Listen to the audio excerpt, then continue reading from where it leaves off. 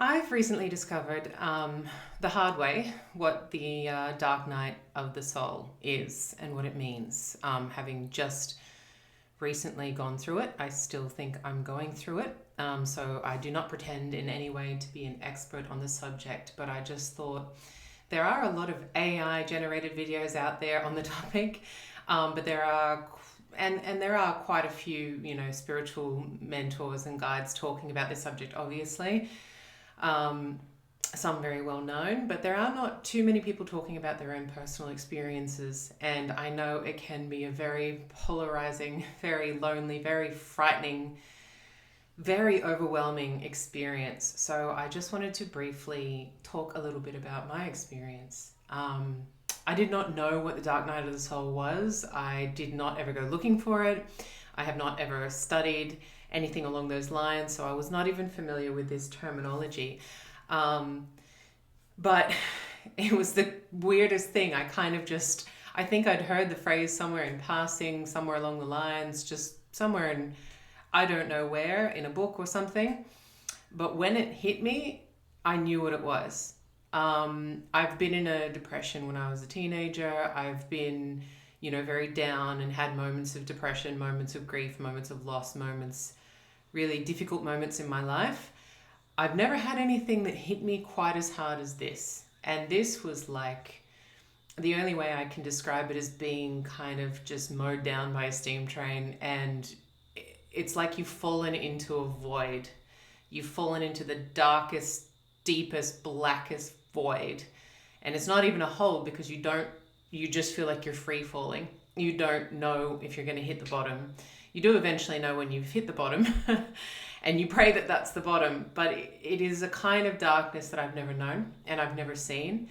And the thing that is really destabilizing about this is it comes all of a sudden. It can come from, I had it happen after a major life event, but some people say, a negative situation where I lost someone very close to me. But they say that it can happen even from a positive situation. It can just be a fall from grace kind of thing, like anything that's associated with the ego, with your ego self, and the ego meaning your psychological, logical mind that is attached to this 3D physical world and grasps on to the reality of who you think you are in the world, the face you put out, the image you put out, your age, your culture, your job, your personality, your monetary status, your looks, whatever it might be, your relationships. So all external things are all associated with this. And basically the dark night of the soul comes when all of these things, one thing kind of destabilizes you very suddenly. Either it could be negative or positive, but it's most often negative, I believe, either like a death or something like that, or a loss, end of a relationship, end of a big career or something that you identify with very deeply in your physical existence. All of a sudden that thing is gone and you find yourself free falling and you find yourself just falling completely to pieces and realizing that you don't know who you are anymore.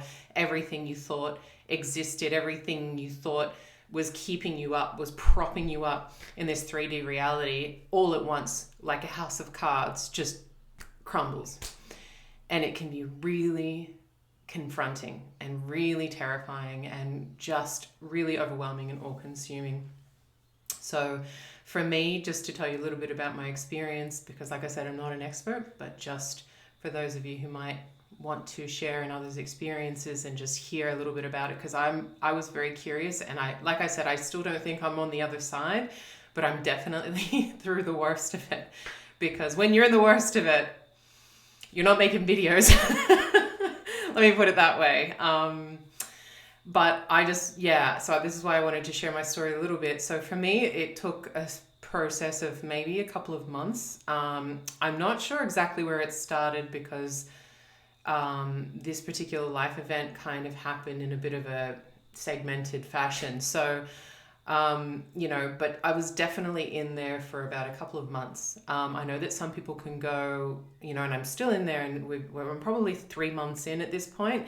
And I'm definitely seeing the light on the other side of the tunnel, and I'm definitely feeling myself being reborn. It does usually propel you into an ego death, and which I just spoke about, and it kind of activates a spiritual awakening, whether you like it or not, because I wasn't particularly asking for that, but that's obviously what my soul decided that it needed. So yeah, for me, about 3 months at this stage, and you do keep slipping up. I have good days and bad days still. I'm not like out of the woods by any means, but like I said, I'm definitely on the other side of the worst part of it, which is like when you've been through it, you know what I mean. It's thank God. I'm just so grateful when the suffering, and it's like when you're in a lot of physical pain and then eventually it ends and you just go into this state of like this bliss state of like, oh, I'm not in pain anymore. And so that's how it feels to be out of that emotional turmoil for just a few hours or a day. It feels just like a breath of fresh air, like peace, like just, it feels just wonderful.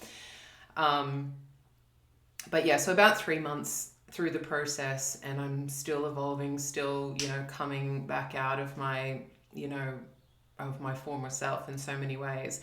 But the reason why I wanted to make this video is because I've looked at a lot of information online, and like I said, I found a lot of experts talking, a lot of AI talking, but I haven't found a lot of people just telling their stories, even though I'm sure they're out there. But I've noticed that there's this great difference in the time frame depending on the person. Some people say they were in it for a few weeks, or usually that's very rare, but let's say up to a few months. And usually it's not less than a couple of months. I mean, 3 months they say is like just the very minimum. But I think it's different for everyone. I think if it's something of a day or two, I can't see a dark night like this lasting a day or two. I have heard someone refer to like, oh, I was in a dark night for a couple of days. I'm not an expert, but avoid a chasm that deep. You cannot just jump in, fall in, and jump out of in a couple of days. Like it would, I feel like I'm not an expert, but I feel like that would be near impossible. But generally you hear people getting stuck in that hole for months to years, some people even decades. And on the other end of the coin, whereas in my personal opinion, whereas the 2 days is too short, I mean, more than a few years seems too long. So not that I'm here to judge, but I wonder if then it, then goes on to become a fully blown depression, which then just chemically kind of unbalances a person and they never manage to really get past it. The things that I found, so I feel like at this stage I'm working through, like I said, I'm not through the other end, but just the progress. I'm a different person from that I was last month and the month before that. I'm a completely different person as far as energy, my mood, my physical, mental well-being. So I'm glad to see that I managed to get through the worst of it relatively, reasonably quickly, I think. From what I've seen and heard. And I think what I've learned is that leaning into it, so you're confronted with your worst fears, you're confronted with your darkest demons, you're confronted with the worst parts of yourself, you're confronted with what your ego mind, your brain, your logical 3D physical brain tells you is the stuff of nightmares. So this is why it's so daunting and so confronting, because whatever it is that you fear the most, somebody dying close to you, or you not being good enough, or you not being worthy, or people not liking you, or not being able to trust people, or your parents not having loved you enough, whatever it is that your wound is, you're confronted with it as if it is real and it's playing out in front of you. It's very much like living through a nightmare. So basically, sorry, this is my dog having a drink of water. So basically, that can be terrifying. And just like when you're having a nightmare, it can be very hard to turn around in the nightmare and go, okay, this is just an illusion. This is just my mind playing tricks on me. This is just in my subconscious mind. It's not going to hurt me. It can't hurt me, even though in the dream it feels so real. And very much like that, when you're confronted with these things, your darkest shadows, your deepest fears and anxieties in your dark night, you have to really look them square in the eye and let them be there. You have to actually sit down and pull up a chair and get comfortable with them. You have to sit with them for days or weeks or months, for however long it takes, to dissipate them, to dispel them, to work through them. And like I said, I'm sure there's plenty of information out there of how you can do it. There's shadow work, journaling, meditation. I was already meditating before, but I developed a really solid, at least 2 times a day, morning and night meditation practice. I'm a yoga teacher practitioner, so I, also, made sure to do a little bit of that, even though I physically wasn't able to do huge amounts, but a little bit of that, but just forming some kind of routine, spiritual rituals and routines, anything that helps you go within, anything that helps you reflect. So journaling, going for meditative walks, spending time in nature, so healing. I know it sounds like a cliche, but honest to God, you'll feel it. You'll feel it when you're in that kind of despair. You'll feel what nature does to you. And it almost like resets the rhythm of your heart, and your heart feels like it's breaking, and it resets it, and it's very powerful. So all of these things, I immediately did, and not because I'm diligent and I'm I'm an expert. It's just because I knew I needed to do these things. I knew immediately. I was like, I cannot. This is like feeling like you're in the fires of hell, and you do not want to stay there a second longer than you need to. So without spiritually bypassing and trying to fast track it and trying to breathe your way out of it, you have to really be willing to sit with your emotions, and you have to really keep yourself in some kind of, keep those spiritual practices, as small as they might be. It might just be sitting and breathing in mindfulness. It might be hands on heart, whatever it is. It might be going for a swim or going for a walk, but keeping them regular and making sure that you do them religiously. And the most important part is also not turning away from what comes up. And that's the hardest part. But not turning away from what comes up, because all this meditation, a lot of the time meditation now can be spoken about as if it's like a pill that you take and you just do the meditation, your problems go away. It doesn't work like that. Meditation strips back everything else. It helps you go, basically just helps you go within. And sometimes your ego mind won't shut up when you're in meditation, and that's all part of it. It's all part of it, because the ego is falling away when you're in this dark night of the soul. So you're struggling with it, and the ego is your nightmare. The ego is the thing that's whispering those horrible, horrible things to you about you, those horrible, horrible stories, that horrible narrative, that little voice in your head that tells you you're not good enough, people don't like you, people don't love you, you can't trust people, everyone's going to die, blah, blah, blah. Like, just, that's your ego mind. So the more you meditate and the more you sit with that, and what comes up, and learn to disidentify yourself from the voice in your head, because you're not that. It's taking you to a place where you start to realize that you are the thing under that voice, beyond that voice, that thing deep within. So that's what meditation does, is it brings you to that place all the time. And you might have 28 days out of 30 that you meditate and all you hear is distraction, and you have to keep just pulling yourself back, but that's the practice. That's the practice. It's not like you just close your eyes, boom, you go to a magical place. And meditation is challenging because it's a practice. It requires repetition, in the same way, growing muscle or anything like that does. So same as a yoga practice, it's not just one and done type thing. So yeah, so the things that helped me through were those things, those little daily rituals, affirmations, and creating my own affirmations. It didn't have to be something I read or found on the internet, but things that were really reaffirming, really trying to reprogram those narratives in my head, those negative narratives that were saying horrible things to me in my head, that were telling me that I was falling into this hole, and this, I was going to feel like this forever, and nobody cared, and everyone's going to die, and just this catastrophic voice. Affirmations are there to reprogram you. So at first you're not going to believe them. You're not going to believe them the first few times you say them, maybe not the first few hours, maybe not the first few days or weeks you say them, but eventually they start to go in and they start to reprogram you mentally and emotionally. So really important. It was really powerful for me anyway. And I found it helpful to write my own affirmations, just because I feel like if I read someone else's, they're helpful, but it doesn't resonate as much. So I really looked within, wrote my own affirmations, and for a few weeks, in my darkest weeks, I repeated them many times a day. And it helped. It did help. It's not a quick fix and a one and done situation, but it did help. It was slowly. It's a slow process that you chip away at. And like I said, that can take months or years for people, but it just depends on the person. The other thing is, like I said, sitting with the emotions, sitting with the hardest emotions, and what comes up is not just sadness or a mild discomfort. You're sitting with your nightmares. So it's not easy, right? I know it's not easy, but I made it just because I recognized that this was a dark night, and I thought, I don't want to stay in this. I don't want to stay in this for a minute longer than I have to. So I need to not bypass it. I need to not skip out on it. I need to do the work, and I need to turn and face it. And I realize now that I had a few dreams maybe 6 months before it happened, and I realized that those dreams were preparing me for this, because there were things where very big, scary things were coming up, and I was being confronted with them face to face in my dream. And in my dream, I was being shown that I had to just close my eyes, turn and face this thing.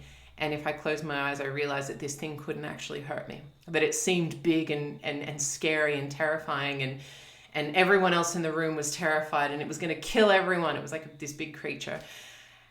But I turned and faced it, and I was able to close my eyes. And by not looking at it, I could just stand right in front of it, face to face with it. And I knew inside myself, it wasn't going to hurt a fly. It was totally harmless as long as I didn't see it, which is not to say that you shouldn't look at your emotions. This was just my dream, but it was preparing me for this. But this is what I did, which is not look at them, but I turned and faced them. And I felt deep within me, you must face them, you must turn and face them, almost like run towards them, don't run away from them. Dive into them, which means quite a few days or weeks or months of a lot of pain, moments of a lot of pain. I'm hopefully not consistently, but there was a lot of hours where I felt like unbearable pain, like I've never felt emotionally in my life. Never. I couldn't even understand how, because I feel my emotions. I'm an emotional person. I couldn't understand how. I've never felt anything like this. But turning and facing your emotions head on, and not in an aggressive way, just sit with them, see them, look at them, look them in the eye. And we all know how our worst nightmares are in our head and how scary that can be. So I'm sure you understand what I mean when I say that. But I really do think that this helped me to move things along at a little bit of a quicker pace. Because I was surprised, actually. I expected the worst of it to last quite a bit longer, because it was so bad in the worst moments that I thought, oh my God. But I remember reading these things online thinking a couple of years, I thought, if I stay in that worst state for a couple of years, I'll need some real psychological intervention. So of course, that's the first thing. If you feel like you need to get professional help, absolutely get professional help if you feel like you need to. But I would recommend, finding someone you can talk to and sit with you and work through it with you. If rather than just ignoring it or trying to band-aid or, put a band-aid on it, and because these things, they're your demons and they'll come back up again. So they won't be ignored. But I don't want to go into too much more detail because, like I said, I'm not an expert and I'm still going through it. But I just wanted to come here and tell you what I've learned through my experience so far. I'm happy to do an update later on down the track. But looking back, it's a huge difference already. And trust me, if you sit with it, the more you sit with it, the more you dive into it and face it, the quicker you will move through. And only you can be honest about how much you're really facing, your own stuff. You know what that looks like. Nobody else does. But the quicker you do, the quicker you will move through. Resistance will slow things down. If you resist it, if you say, no, I don't want to know about, no, I don't want to deal with that. No, I can't deal with that. No, I can't. And push it or try to push it down further. You're just going to prolong it. And this dark night, like I said, it's not depression. It's not a bad day. It's not a bad week. This is like a darkness inside of you, and it will not be pushed down. So if you manage to push it, you're just going to, it's like a volcano. Eventually it has to erupt, and it needs to. But remember that what it's doing is it's purging you of all of this, and it's raising your vibrations, it's shifting your frequency. So when you come out the other end, this is a spiritual awakening. So when you come out the other end, and like I said, I'm still going through my journey. I'm not on the other end. I don't think we're ever on the other end till we die. But aside from that, I'm, this is only a few months in. So I'm not going to pretend to be finished here, because I'm not. But I'm out of the worst of it. But you can feel how you go from feeling so empty and so broken. At first it breaks you wide open, then you feel empty, and there's this stage that they call the void. And I felt some of that on and off. It's not the same for everyone, but you feel this chasm of vast emptiness inside of you. You don't know what to do with yourself. You feel completely pointless, like everything is pointless. But if you keep working through, keep doing the work, keep working through, keep doing the inner work, be honest with yourself, sit with yourself, breathe through your emotions, witness your emotions, it will start to take you to a place slowly, where you start to feel yourself, your heart fill up, and you start to become aware of the life force within you, and you start to feel yourself getting like recharged full of your own power. So your power starts to reignite, and it's an incredible feeling. I'm not to this bliss stage of like, everything's fine and, nothing bothers me anymore, but I've already noticed that I'm less responsive, less reactive, and I can feel my heart filling and expanding every day. And still not easy. I still have a lot of stuff I'm not okay with. I still have moments I burst into tears and I fall apart. But this, compared to what that is just like, I'm so grateful. I'm so grateful to be climbing out the other side. So yeah, and that's one more thing that I wanted to say as well, breathing into your emotions. I've heard people say it, and if you've never done it before, like I wasn't too sure either, and people like, sit with it, breathe into the emotion. I'm not too sure how to do that, but I did watch a video recently, and by a person called Quasi on YouTube. You've probably seen him. He's really doing good stuff, and he's got a lot of videos up there. Anyway, and he was talking about how to breathe into your emotions, and basically he was saying, you sit with the emotion. So if it's anxiety that comes up, you sit with it, you close your eyes in this meditation. Anxiety comes up, or whatever it is, fear, anger, sadness, whatever it is, and you, instead of moving away from it, as you always want to kind of recoil, energetically, you go to it, sit with it and say, he says, give me more. But for me, it's almost like I'm picturing like I'm taking, like as if, you have a baby and your baby's crying, or your best friend or your mother or whatever it is, someone you want to help, someone you have so much love and compassion for, because that's what you need to learn to cultivate for yourself, or remember how to cultivate for yourself, because usually if you're in the dark night, you've forgotten how to do that. So you take the emotion and you say, give it to me, give me more, whatever it is, give it to me as you inhale. And then you exhale and you imagine yourself releasing it. Very powerful. I've done it quite a lot now, and I find that I'm able to work things through quicker and release emotions quicker and quicker. So, but like I said, when you're in the darkest part, nothing feels like it's working, nothing feels like progress, but trust me, it just looks like incremental. And yes, you will take a few steps forward and then fall back down again, but stay with it, stick with it, have faith. You're being awoken, and it's taking you to a place of wholeness on the other side. And trust me, I didn't want to hear that. It was scary to me. It was unknown. And I was like, I don't want to be whole. I just want to be back where I was. But I'm not at the other side, but I can already feel how much I needed this. So I wish you all the best. I hope this helps. Like I said, I'm not an expert, but feel free to open any conversations, ask me anything. I'd be happy to have a chat. And like I said, if you feel like you need help and support, by all means, go and get that help and support. Don't feel like you have to tough this out on your own, because we're all dealing with different levels of stuff. So wish you all the best, and I will see you guys next time. Bye.